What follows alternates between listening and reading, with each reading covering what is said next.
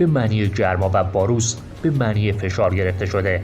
کلاهک‌های ترموباریک از مهمات معمول پر نمیشن و در واقع درون اونا ترکیبات شیمیایی فشرده با قابلیت انفجاری بالا کار گذاشته میشه.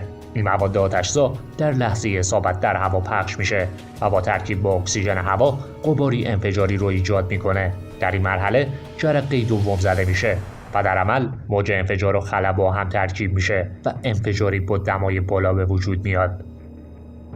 به این سلاح کشنده بمب خلا یا وکیوم بمب گفته میشه، چرا که به هنگام عمل کردن اکسیژن هوای اطراف رو میمکه تا انفجاری بزرگ ایجاد کنه. موج انفجار عظیم ناشی از اونم که مافوق صوته میتونه بسیار ویرانگر باشه.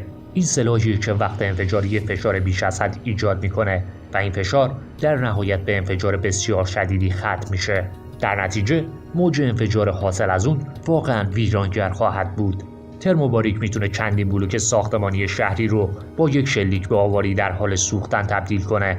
اولین کاربرد سلاح‌های مبتنی بر فناوری گرمافشاری به آلمان نازی در جنگ جهانی دوم برمیگرده و آمریکا هم از جمله سازندگان این سلاح به شمار میره.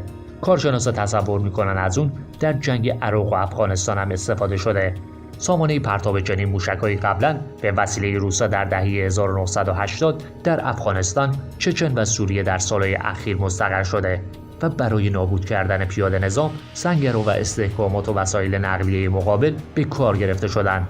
کارشناسا میگن قوی ترین انفجار حاصل از استفاده چنین سلاحی به وسیله روسیه در سال 2007 ایجاد شده که انفجاری معادل 39.9 تن را ایجاد کرده. بنابر برآوردهای فنی، یه شلیک این سامانه میتونه تقریباً یه منطقه به عرض 200 در 400 متر رو نابود کنه.